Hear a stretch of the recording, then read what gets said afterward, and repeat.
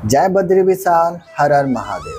तो दोस्तों, आज हम आपको लाए हैं बाबा बद्रीनाथ के दरबार में, और इसे धरती का दूसरा बैकुंठ भी कहा जाता है। बद्रीनाथ एक ऐसा मंदिर है जहां जाने के लिए अनेकों खतरनाक रास्तों से होकर जाना पड़ता है। जहां एक साइड ऊंचे ऊंचे पहाड़ तो दूसरी तरफ गहरी खाई होता है, और यह मंदिर केदारनाथ से लगभग 300 किलोमीटर की दूरी पर पड़ता है, जो लगभग 12 घंटे का रास्ता होता है। और आप मानोगे नहीं कि जब हम बाबा के पहली बार दर्शन किए थे तो हमें कितनी खुशी हुई थी। यानी आप जैसे हमें लग रहा था कि हम सीधे स्वर्ग में आ चुके हैं। यानी आप जाओगे वहाँ पर और वहाँ के जो दृश्य होते हैं, बाबा के दर्शन करते हो आप, उनके गर्भगृह में आप जाओगे जैसे ही, तो आप मानोगे नहीं कि आपको कैसा लगता है। आपने क्या बताया हम कि हमें कितना अच्छा लग रहा था, कैसा अनुभव हो रहा था कि हम कुछ अपने जुबान से कह नहीं सकते हैं कि हमें कैसा लग रहा था। आप जब बद्रीनाथ दर्शन करने के लिए आओगे तो आपको बद्रीनाथ के जस्ट बगल में ही आपको एक तप्त कुंड दिखेगा, जो आप यहाँ पर देख सकते हो, जिसका पानी आपको हमेशा गर्म ही मिलेगा। इसी तप्त कुंड में क्या होता है कि भक्तगण स्नान करते हैं, और स्नान करने के बाद बाबा बद्रीनाथ के दर्शन करने जाते हैं। तो आप यहाँ पर आते हो तो सबसे पहले इस तप्त कुंड में स्नान करना पड़ता है, और स्नान करने के बाद बाबा बद्रीनाथ के दर्शन के लिए जाया जाता है। अभी हम आपको इस तप्त कुंड को और भी नज़दीक से दिखाएंगे, जिसका पानी हमेशा गर्म होता है। और आपको जानकर आश्चर्य होगा, यहाँ का जो मानसून का टेम्परेचर होता है वो हमेशा आपका 3 डिग्री सेल्सियस या 4 डिग्री सेल्सियस तक होता है, लेकिन इस कुंड का जो जल होता है वो गर्म होता है। अब आइए हम आपको इस कुंड को नज़दीक से दिखाते हैं, यानी नज़दीक से इसका दर्शन हम आपको कराते हैं। और फिलहाल अभी हम यहाँ पर कुंड में स्नान कर चुके हैं, और आइए आपको हम कुंड के दर्शन कराते हैं। और जिस कुंड में नहाने के बाद बद्री विशाल के पूजा पाठ होता है, उसके बाद हम आपको लाइन में लगेंगे और बद्री विशाल के दर्शन करेंगे। तो आइए हम चलते हैं। अरे आई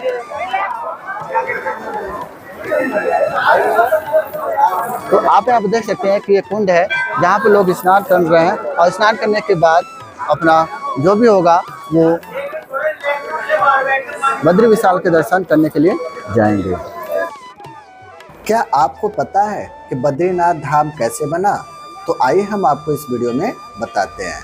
पहले यह धाम भगवान भोलेनाथ और माता पार्वती का निवास स्थान था, जहां भगवान विष्णु को अपना ध्यान करने के लिए यह जगह काफ़ी अच्छा लगा। लेकिन यह स्थान अपने आराध्य से वो कैसे ले, इसके लिए उन्होंने एक युक्ति सोची। उन्होंने एक बाल अवस्था का एक बालक का रूप लिया और जोर जोर से रोने लगे। तब माता पार्वती का ध्यान उस बालक पर गया, और वो अपने कक्ष में ले जाकर सुला दी। और सुलाकर और जब वो बाहर निकली तो बालक ने अंदर से दरवाज़ा बंद कर लिया और बोला, यह स्थान हमें काफ़ी प्रिय है। फिर उस बालक ने बाबा भोलेनाथ से कहा कि आप केदारनाथ में जाकर निवास करें। तब से यह स्थान बाबा बद्रीनाथ के नाम से प्रचलित हो गया। यहाँ पर आने के बाद हमारा जो भी सपना था वो आज पूरा हो चुका है। तो अगर आप भी यहाँ पर आना चाहते हैं तो एक बार लाइफ में अपने जरूर आइएगा, और यहाँ बद्री विशाल का दर्शन करिएगा, और केदारनाथ का भी दर्शन करिएगा, क्योंकि वहाँ से हम लोग होकर फिर यहाँ पर आए हैं। वहाँ का भी प्रकृति इतनी सुंदर है कि पूछिए मत। अगर आपने अभी तक उस वीडियो को हमारे नहीं देखा है तो डिस्क्रिप्शन में मैंने उसका लिंक दे रखा है, आप वहाँ से जाकर उसे विजिट कर सकते हो। तो वहाँ का भी प्रकृति इतनी सुंदर है कि पूछिए मत। तो हम यहाँ बद्रीनाथ के दर्शन कर चुके हैं। तो दर्शन करने के बाद अब हम चलेंगे अपने रूम पर, जहाँ पर हम रेस्ट करेंगे। तो अगर आपने अभी तक यहाँ पर दर्शन करने नहीं आए हो तो प्लीज एक बार यहाँ पर आकर देखिएगा, यहाँ की प्रकृति को भी महसूस करिएगा। आपको हम दिखा देते हैं यहाँ के अगल बगल के जो प्राकृतिक है, पहाड़ है, बहुत ही ज़्यादा ऊंचे हैं, बहुत ही ज़्यादा विशाल है। अगर आप यहाँ पर आते हो तो आप यहाँ के हर एक प्रकृति को महसूस कर सकते हो और उसको देख भी सकते हो। तो चलिए आगे की तरफ चलते हैं और हम अपने रूम पर चलते हैं। आप ये जो नदी देख रहे हो ये आपका अलकनंदा नदी है, जो कि हिमालय से निकलकर आपका बद्रीनाथ से होते हुए आपका यह जाती है आपका लगभग होते हुए यह नदी आपका देवप्रयाग में जाकर मंदाकिनी नदी से होकर मिल जाती है और मिलने के बाद गंगा नदी का निर्माण करती है।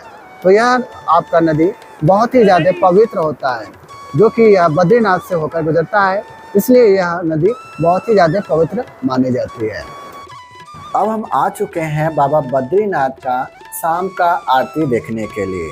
अभी तो फिलहाल आपका क्या है कि आप आरती जो अंदर से देख पाओगे वो उसके लिए आपको टोकन लेना होता है। फिलहाल हमने टोकन नहीं ले पाया है और नहीं लिए हैं, इसलिए हम लोग अंदर से बाबा बद्रीनाथ का आरती का दर्शन नहीं कर पाएंगे, हम बाहर से ही देखेंगे। आप यहाँ पर देख सकते हो काफ़ी भीड़ है।